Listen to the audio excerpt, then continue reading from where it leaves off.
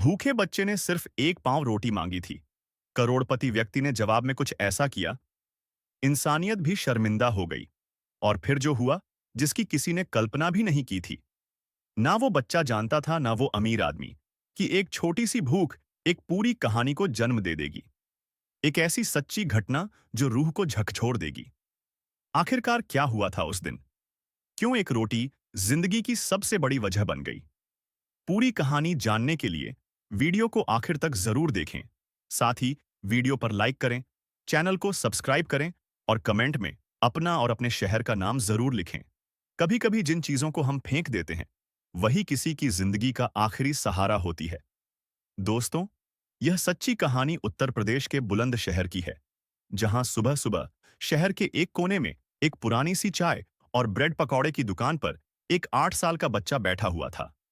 कपड़ों पर हल्की धूल थी, चेहरे पर मासूमियत थी और आंखों में कुछ ऐसा राज था जिसे कोई समझ नहीं पा रहा था। दुकानदार फिलहाल कहीं बाहर गया हुआ था, इसलिए बच्चा अकेले बैठा था। तभी एक सफेद कार से उतरा एक सादा मगर बेहद सभ्य और सलीकेदार नौजवान। नाम था विवेक वर्मा। उम्र लगभग 26 साल। पहनावे से कोई बड़ा अफसर या बिजनेसमैन लग रहा था, लेकिन चेहरे पर अकड़ नहीं, बल्कि एक अपनापन और शांति झलक रही थी। वो अक्सर छोटे स्टॉल से खाना खाना पसंद करता था, क्योंकि उसे लगता था कि जब हम छोटे दुकानदारों से कुछ खरीदते हैं तो सिर्फ खाना नहीं, किसी की उम्मीदें भी बचाते हैं। विवेक ने इधर उधर देखा और पूछा, भाई साहब हैं? बच्चा थोड़ा सा ककाया, लेकिन बोला, अंकल वो कुछ सामान लेने गए हैं, आप चाहे तो इंतजार कर सकते हैं। विवेक मुस्कुराया और बोला, बिल्कुल बेटा, पर मुझे बहुत भूख लगी है, क्या ब्रेड पकौड़े मिल सकते हैं? बच्चे ने कुछ नहीं कहा, सिर्फ चुपचाप उसकी तरफ देखा और फिर कुछ पल रुककर धीमी आवाज में बोला, साहब, आप मत खाइए, ये ब्रेड पकौड़े ये आपके लिए नहीं है। विवेक थोड़ी देर चौंक गया, हैरानी से उसकी तरफ देखने लगा। क्यों बेटा, इनमें कुछ गड़बड़ है क्या? बच्चा फिर कुछ नहीं बोला। विवेक उसके पास जमीन पर ही बैठ गया और बहुत नरमी से बोला, बेटा क्या बात है, क्या इन पकोड़ों में कुछ खराबी है? मुझे सच सच बताओ। बच्चे ने बड़ी मासूमियत से अपनी भीगी आंखें विवेक की आंखों में डालकर कहा, नहीं साहब, खराब नहीं है, पर अगर आपने खा लिए तो आज मैं और मेरी छोटी बहन शायद भूखे ही सोएंगे। यह सुनते ही विवेक जैसे सुन्न हो गया, दिल एकदम से कांप उठा। बेटा, तुम कौन हो? क्या यह दुकान तुम्हारे पापा की है? बच्चा थोड़ी देर चुप रहा, फिर गहरी सांस लेकर बोला, नहीं अंकल, यह दुकान तो रामदयाल अंकल की है। वह हमें रोज शाम को जो बचा खुचा बच जाता है वह खाने को दे देते हैं। मेरे पापा अब कहीं काम नहीं करते। मम्मी को कैंसर था, वो 1 साल पहले चली गई। पापा मम्मी के बाद बहुत बदल गए हैं, अब ज्यादातर टाइम शराब पीते हैं और कई कई दिन घर ही नहीं आते। मैं और मेरी बहन प्रियंका बस ऐसे ही दिन काट रहे हैं।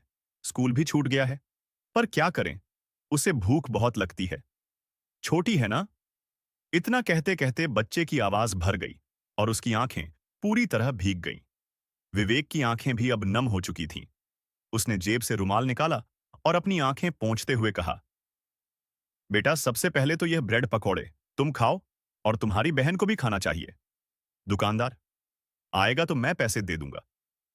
बच्चा मना करता रहा, नहीं साहब, अंकल वैसे ही हमें दे देते हैं, आप क्यों खर्च करोगे?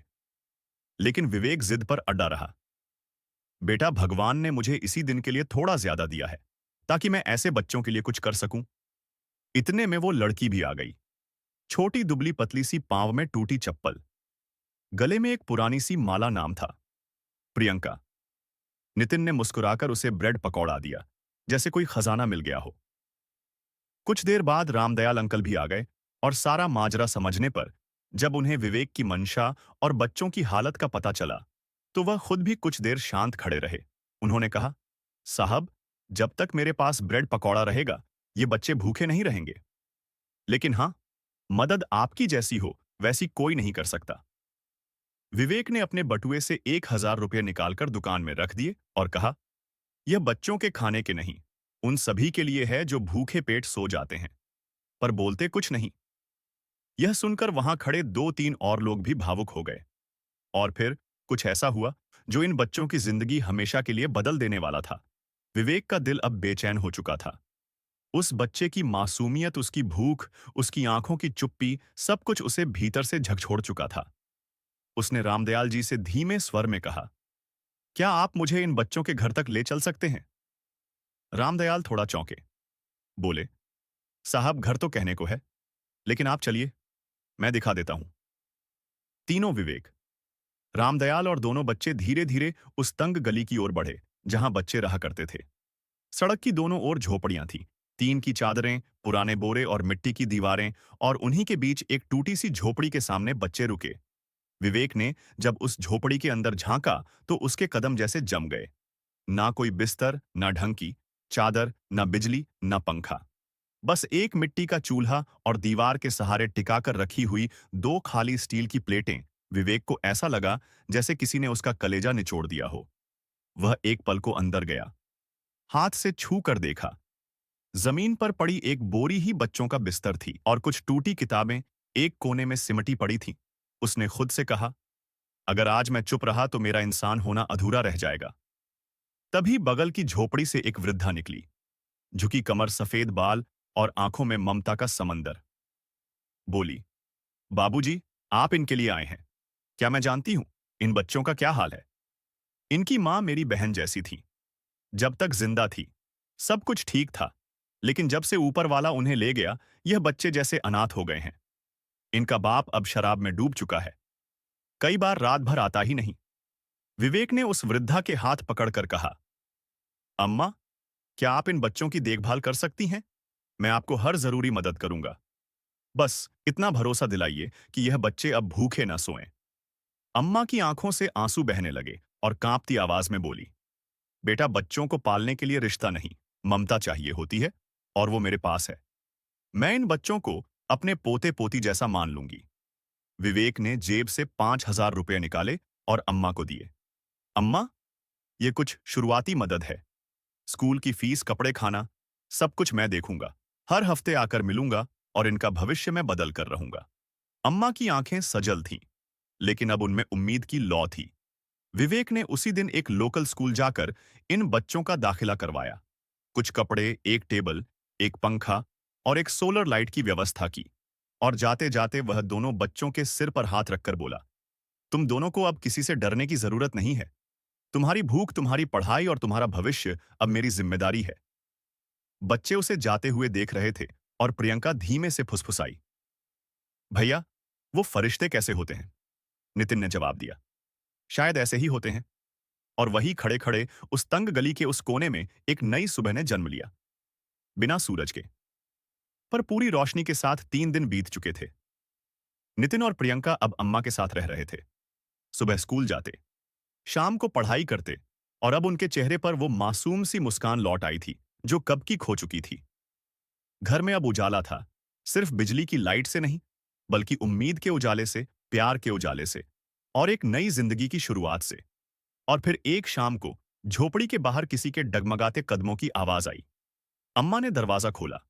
सामने वही था, नितिन और प्रियंका का पिता राजेश। चेहरे पर थकान, कपड़ों पर धूल, आंखों में झिझक और झुकी हुई गर्दन। राजेश नशे में नहीं था, लेकिन वह नशे के असर से टूटा हुआ इंसान जरूर लग रहा था। उसने धीरे से पूछा, बच्चे कहाँ हैं? प्रियंका दरवाजे के पीछे से निकलकर आई और पहली बार उसके होठों पर डर की जगह एक सुकून था। राजेश ने झोपड़ी के अंदर झांका और वो जो उसने देखा, वो उसकी आंखों को यकीन नहीं हुआ। घर में सोलर लाइट जल रही थी, टेबल पर किताबें रखी थीं, बच्चों के पास नए बैग थे और अम्मा उन्हें पढ़ा रही थीं। उसकी आंखें भर आईं, उसके गालों पर आंसू बहने लगे और वो वहीं जमीन पर बैठ गया। ये सब कैसे हुआ? अम्मा धीरे से बोली, एक फरिश्ता आया था बेटा, तुम्हारे बच्चों को भगवान ने किसी नेक दिल इंसान से मिला दिया। राजेश कुछ नहीं बोला, बस आंखें मूंद ली।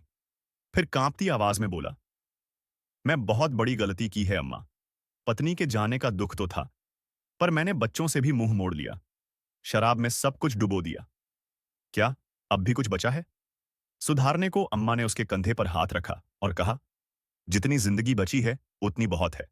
अगर तुम चाहो तो फिर से बाप बन सकते हो, सच्चा बाप। राजेश ने उसी पल एक वादा किया कि आज से वह शराब को हाथ नहीं लगाएगा, कि वह मजदूरी करेगा, ईमानदारी से कमाएगा और बच्चों को खुद संभालेगा। वो अगले दिन ही सुबह सवेरे पास के निर्माण स्थल पर काम ढूंढने निकल गया। काम कम था, मजदूरी थोड़ी थी, पर मेहनत सच्ची थी। हर रोज शाम को जब वो घर लौटता तो बच्चों के लिए कुछ ना कुछ जरूर लाता। एक चॉकलेट, एक पेन या प्रियंका के लिए छोटी सी रबर। कभी उनका होमवर्क देखता, कभी उनके पैरों की धूल साफ करता। वह अब फिर से पिता बनना सीख रहा था। 15 दिन बीत चुके थे। इन 15 दिनों में बहुत कुछ बदल चुका था। नितिन और प्रियंका अब रोज स्कूल जाते थे। उनके कपड़े साफ होते थे। टिफिन में अम्मा के हाथों से बना खाना होता था। और सबसे बड़ी बात, उनके पिता राजेश अब हर सुबह मजदूरी पर जाया करते थे। उसके हाथों में छाले थे, बदन पर थकावट थी, लेकिन अब उसकी आंखों में शराब की लालिमा नहीं, बच्चों के लिए कुछ कर गुजरने की चमक थी। हर दिन वो सुबह सबसे पहले भगवान के सामने सिर झुकाता और कहता, हे ऊपर वाले, आज सिर्फ मेरी मेहनत चले, कोई बहाना नहीं।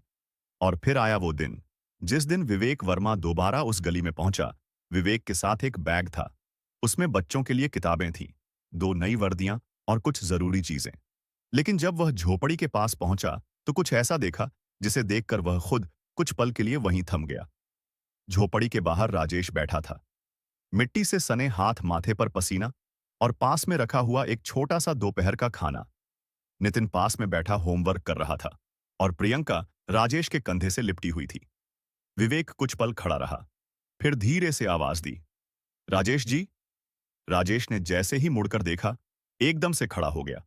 शर्माते हुए, झिझकते हुए बोला, साहब, आपने इतने दिन बाद भी याद रखा। विवेक मुस्कुराया और बोला, याद नहीं छोड़ा था, मैं देखना चाहता था कि आपने वादा निभाया या नहीं। राजेश ने आंखों में नमी लिए जवाब दिया, साहब, मैं आज खुद को झोपड़ी से इंसान बनने की कोशिश कर रहा हूं, और यह सब सिर्फ आपकी वजह से है। अगर उस दिन आपने नितिन की बात नहीं सुनी होती तो शायद आज मैं भी कहीं नशे में पड़ा होता और मेरे बच्चे कहीं फुटपाथ पर। इतना कहकर वो विवेक के पैरों में झुकने लगा, लेकिन विवेक ने फौरन उसे थाम लिया। नहीं राजेश जी, आप अपने बच्चों के लिए जो कर रहे हैं वो दुनिया का सबसे बड़ा काम है। मैं बस एक जरिया था, असली बदलाव आपने खुद किया है। विवेक ने नितिन के सिर पर हाथ रखा, प्रियंका को गोद में उठाया और कहा, अब तुम्हें डरने की जरूरत नहीं है। तुम्हारे पास अब एक मजबूत पिता है, और जब तक मैं जिंदा हूं, साथ भी हूं। उस दिन पहली बार राजेश खुलकर मुस्कुराया, और उस मुस्कान में पछतावा नहीं, आत्मसम्मान था। वक्त बीतता गया। गली की वह टूटी फूटी झोपड़ी अब भी वहीं थी, लेकिन उसके अंदर रहने वाले लोग अब बिल्कुल बदल चुके थे। राजेश अब हर सुबह 5 बजे उठकर काम पर निकल जाता था।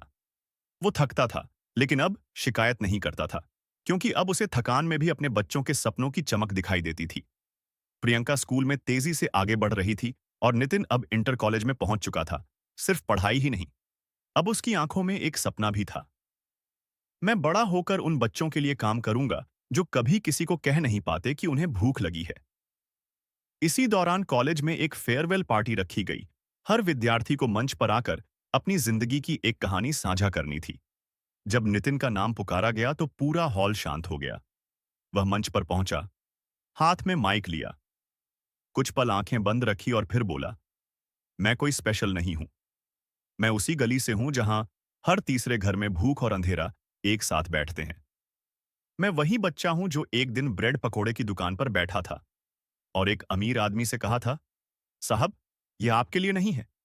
क्योंकि उस दिन अगर वह पकोड़े बिक जाते तो मेरी बहन भूखी सो जाती। पूरे हॉल में जैसे सन्नाटा छा गया। मेरी मां की मौत ने मेरे पिता को तोड़ दिया था, और उनकी टूटन ने हमें लगभग बर्बाद कर दिया। लेकिन एक अनजान इंसान, एक फरिश्ता बनकर हमारी जिंदगी में आया, और उसने सिर्फ हमें खाना नहीं दिया, हमें जीने की वजह दे दी। आज मैं जिस मंच पर खड़ा हूं वो सिर्फ मेरी मेहनत का नहीं, उस एक इंसान की संवेदनशीलता का फल है। अगर वह ना होता तो शायद मैं जेब काट रहा होता या सड़क पर पड़ा होता। मैं जानता हूं कि यह दुनिया सबको एक जैसी नहीं मिलती, लेकिन अगर एक इंसान एक भूखे बच्चे को देख ले तो शायद एक कहानी बदल सकती है। इतना कहकर नितिन की आवाज रुक गई। भीगी आंखों से उसने कहा, धन्यवाद उस फरिश्ते को और मेरी अम्मा को, जिन्होंने मुझे कभी गिरने नहीं दिया। पूरा हॉल तालियों से गूंज उठा, और उस भीड़ में कहीं पीछे खड़ा एक शख्स, विवेक वर्मा, अपनी आंखों से आंसू पोंछ रहा था। दोस्तों, गरीबी सिर्फ पैसों की नहीं होती। कभी कभी वह हालात की मजबूरी की और समाज की आंख मूंद लेने वाली बेरुखी की भी होती है। और अगर इस दुनिया में कोई सच्चा फरिश्ता है, तो वह वो इंसान होता है जो भूखे को खाना, बेसहारे को सहारा और टूटे हुए दिल को फिर से जीने का हौसला देता है।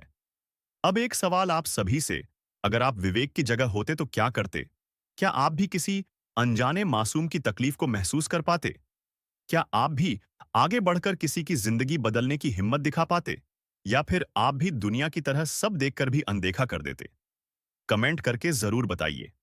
आपका जवाब शायद किसी और के अंदर सोई इंसानियत को जगा दे। और हाँ, अगर यह कहानी आपके दिल तक पहुंची हो तो वीडियो को लाइक करें। मिलते हैं अगली बार नई कहानी के साथ। जय हिंद। जय